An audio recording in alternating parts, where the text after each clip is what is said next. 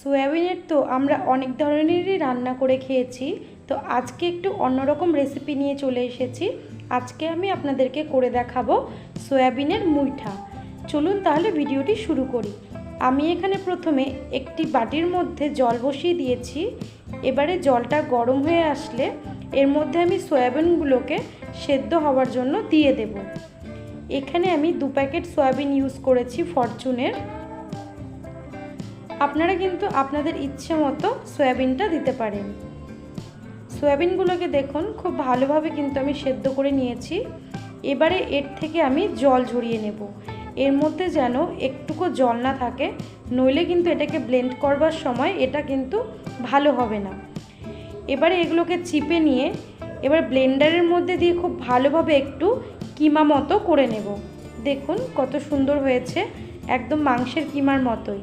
তো এবারে একটি বাটির মধ্যে আমি এই কিমাগুলোকে নামিয়ে নেব।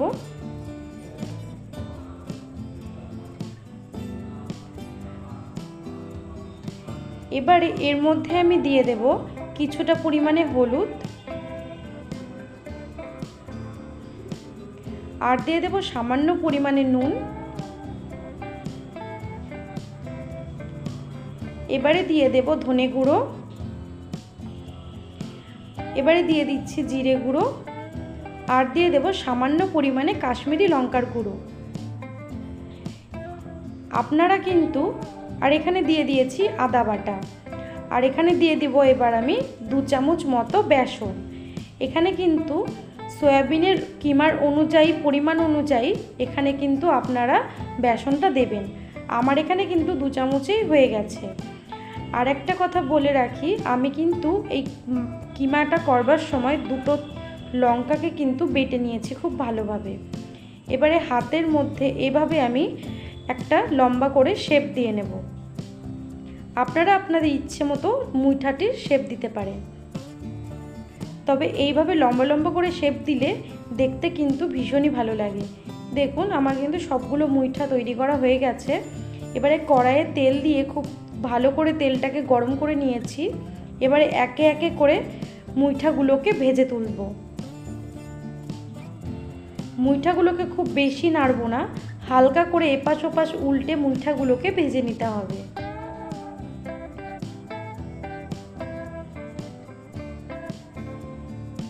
মুইঠাগুলো কিন্তু খুব ভালোভাবে লালচে হয়ে ভাজা হয়ে গেছে। এবারে আমি এই মুইঠাগুলোকে তুলে নেব।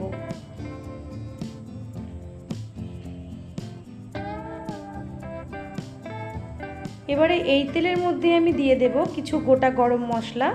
এখানে আমি দিয়েছি এলাচ, দারচিনি, তেজপাতা, আর দিয়ে দেব সামান্য পরিমাণে সাজিরে। এবারে এগুলোকে একটু নাড়াচাড়া করে ভেজে নিতে হবে। আপনারা কিন্তু আমার সেম প্রসেসে করবেন। এই মুইঠাটি কিন্তু ভীষণ খেতে দারুণ হয়। এবারে কেটে রাখা আলুগুলোকে দিয়ে খুব ভালোভাবে আলুগুলোকে ভেজে নিতে হবে। এখানে আমি আলুগুলোকে লম্বা লম্বা করে পিস পিস করে কেটে নিয়েছি। এবারে এর মধ্যে দিয়ে দেব সামান্য পরিমাণে নুন। এবারে নুন দিয়ে খুব ভালোভাবে এই আলুগুলোকে ভেজে নেব।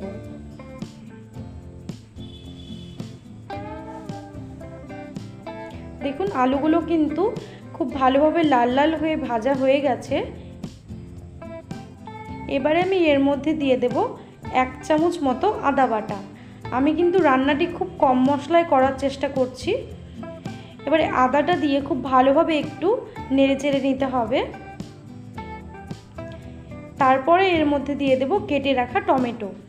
এবারে টমেটোগুলোকে দিয়ে আবারও বেশ কিছুক্ষণ পর্যন্ত কিন্তু ভেজে নিতে হবে, যতক্ষণ না পর্যন্ত টমেটোগুলো নরম হয়ে যাচ্ছে। দেখুন টমেটোগুলো কিন্তু অনেকটাই নরম হয়ে এসেছে।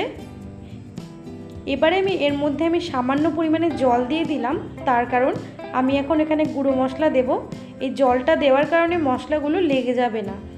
এবারে আমি এর মধ্যে দিয়ে দিলাম জিরে গুঁড়ো, ধনে গুঁড়ো, কাশ্মীরি লঙ্কার গুঁড়ো, আর পরিমাণ মতো হলুদ। এবারে এগুলোকে দিয়ে খুব ভালোভাবে মশলাগুলোর সাথে কষিয়ে নিতে হবে।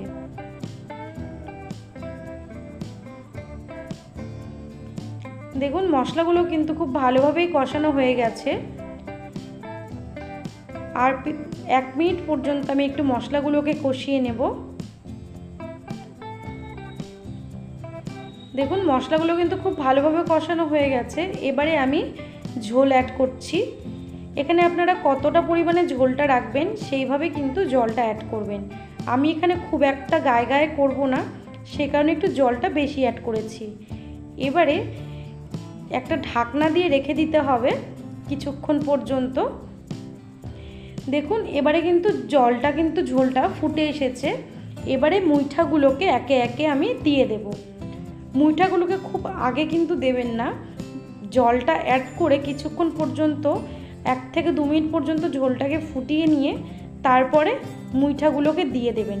মুইঠাগুলোকে দিয়ে আপনারা কিন্তু ঢাকা দেবেন না, নয়তো মুইঠাগুলো কিন্তু নরম হয়ে ভেঙে যেতে পারে।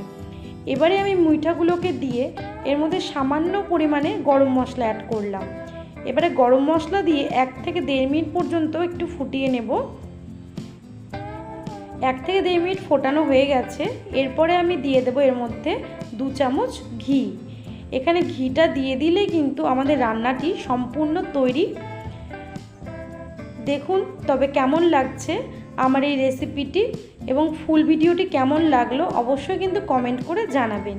দেখুন কতটা সুন্দর এবং কতটা লোভনীয় হয়েছে আপনারা কিন্তু দেখেই বুঝতে পারছেন। তবে আমার ভিডিওটি ভালো লাগলে কমেন্ট করে জানাবেন।